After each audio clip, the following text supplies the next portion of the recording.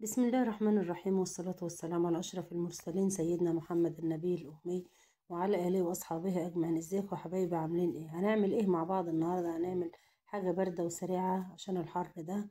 كل سنة وانتم طيبين طبعا. يلا نصلي على الرسول يا حبايبي ونشوف هنعمل ايه مع بعض. اللهم صل وسلم وبارك على سيدنا محمد وعلى آله وأصحابه أجمعين. الصينية دي يا حبايبي خدت مني 5 بواكي بسكويت. ومعانا 2 باكت كريم كراميل و2 باكت كريم شانتيه. طبعا الكريم شانتيه عملناه بشوية مية باردة، ومعانا شوية اللبن دول هنحطه فيها معلقة نسكافيه. هندوب النسكافيه في اللبن وهنعمل فيه البسكويت والرص في الصينية. طبعا انا كنت هنا عملت الكريم شانتيه ما شاء الله 2 باكت، ونزلت بالباكت بتاع الكريم كراميل. فبحسب ان هي تاخد واحد، اخدت الاتنين، يعني بقى معانا 2 كريم شانتيه و2 كريم كراميل. عملناها بالهاند بلندر كده. طبعا لو عندك المضرب الكهرباء ماشي حلوة جدا. فانا بحب اعمله بالهاند بلندر. ما شاء الله طلعت جميلة معايا تحفة. حطيت اول طبقة طبعا في الصينية زي ما هنشوف مع بعض كده ال- البسكويت، وحطيت عليها الكريم شانتيه. ماشي يا حبايب قلبي. ده اللبن معانا، حطيت فيه معلقة النسكافيه وحطينا سقينا فيها البسكويت، وحطيت اول طبقة وحطيت كريم شانتيه. وهعمل الطبقة التانية واحط برضو كريم شانتيه عليها، والطبقة التالتة هي الأخيرة اللي أنا هحط عليها بقى بواقي الكريم شانتيه.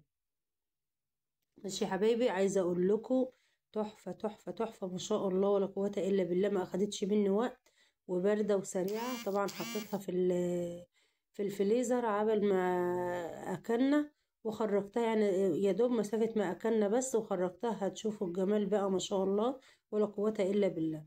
طبعا ده التلات طبقات. الصوص اللي انتوا شايفينه ده بتاع الكريم كراميل.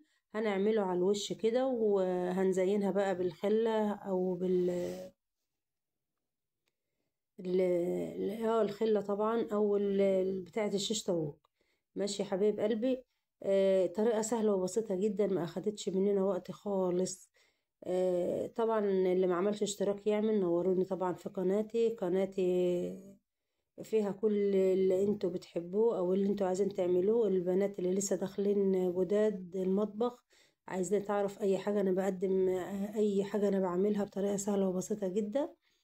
شوفوا بقى عملتها كده. عايزة اقول لكم طعمها تحفة تحفة تحفة تحفة ما شاء الله ولا قوة الا بالله. حلوة جدا.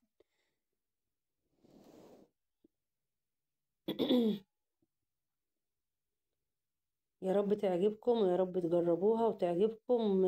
حاجة جميلة جدا ما شاء الله. هنا طبعا كنت بقول لكم خلاص انا خرجتها يا ولاد، وهنقطعها مع بعض دلوقتي اهو ما شاء الله. واكلت منها ومعاكم برضو في الفيديو ما شاء الله. تحفة تحفة تحفة. والله لو فيها اي حاجة هقول لكم ما تعملوها، بس ما شاء الله جامدة.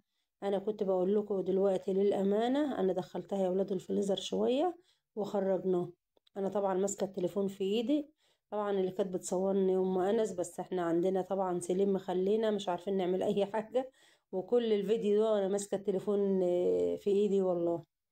يعني لو اي حاجة بقى اعذروني بقى لان التليفون كان في ايدي. ما شاء الله ولا قوة الا بالله. عايزة رأيكم بقى في الجمال ده. تحفة ما شاء الله ولا قوة الا بالله. حلوة جدا وعجبتهم هنا كمان ما شاء الله. بألف هنا وشفا للي اكل منها.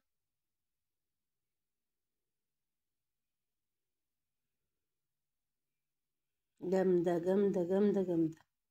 احنا بنشتري الحاجة من بره غالية يا ولاد. اقل اي حاجة بتعملها النهاردة بتشتريها قصد من بره غالية جدا. بيعملي في بيتك البسكويت طبعا السادة متاح انك تجيبيه. يعني خدت مننا البسكويت، وخدت مننا 2 باكت كريم كراميل واتنين كريم شانتيه. ويعني هي مش نص كوباية، اقل من نص كوباية لبن والله يا ولاد. اللي انتوا شفتها ده اقل من نص بكتير. ما ننساش اللايك الجميل اللي من ايديكم، الكومنت الحلو اللي بيرفع من الروح المعنوية. ويا رب اكون ضيفة خفيفة عليكم يا حبايبي، ويا رب يكون حاجتي بتعجبكم. اسيبكم في رعاية الله وامنه.